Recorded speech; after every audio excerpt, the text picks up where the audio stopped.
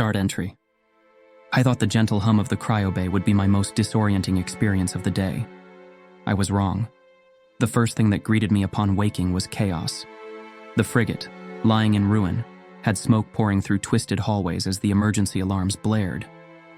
The Marines barked at me to grab a helmet and follow them. There wasn't time for introductions or pleasantries, not when the crash site was crawling with insurrectionist forces.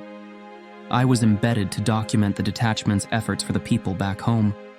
But as I scrambled to keep up, nearly dropping my camera on a few occasions, terror, raw and unchecked, had made its home in my chest. They didn't wait for me. They couldn't.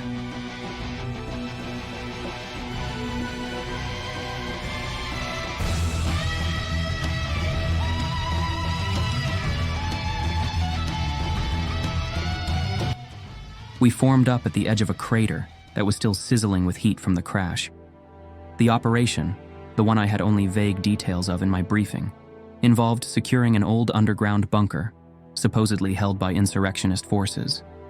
Our forward units reported insurgent tanks that nearly killed me, and very surprisingly, scarabs. At least 5 Covenant-designed behemoths that the rebels had tamed. I crouched low behind the shattered crates of the frigate as Spartan and Oni operatives sprinted past, their armor blackened by smoke, but their movements fluid and relentless. The roar of gunfire felt endless, and the ground trembled as another Scarab's plasma cannon raked the detachment's position. One tank from the Marine unit charged forward along with numerous rocket-wielding freelancer agents, taking the Scarabs down in a flame, a demonstration of lethal choreography in the theater of war.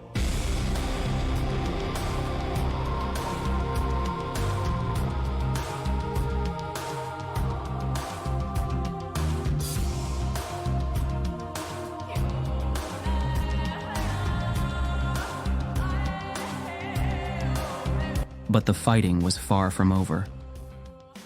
By the time we pushed to the bunker's entrance, the forces were spread thin.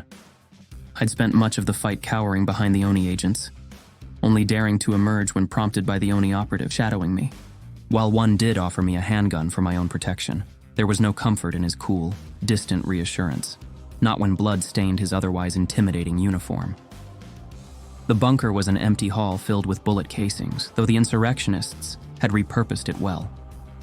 It took our combined forces, Spartans, Oni, freelancers, and SOS forces, to root them out. The corridors echoed with rifle fire, punctuated by the crackling hum of energy swords and hammers. At one point, a brute shoved me aside and quickly laid waste to an insurrectionist combatant. And then, we found it. Buried behind a camouflaged shield door, the hidden entrance was nothing more than a whisper of engineering genius. The teleporter we discovered was nothing like anything I have seen. Its construct hummed with unknown energy, its glow filling the chamber with an otherworldly light. Oni agents and Spartans were tight-lipped as the strike team prepared to step through. I, much to my regret, was not excluded. The teleporter delivered us to what can only be described as a bridge-like power station. One I learned later housed a drone hive. This wasn't a metaphor. Swarms of insect-like aliens emerged from every crevice, their chittering noise creating a crescendo of terror. A drone flew directly into me, knocking me out, where I was carried back to the ship by a Spartan.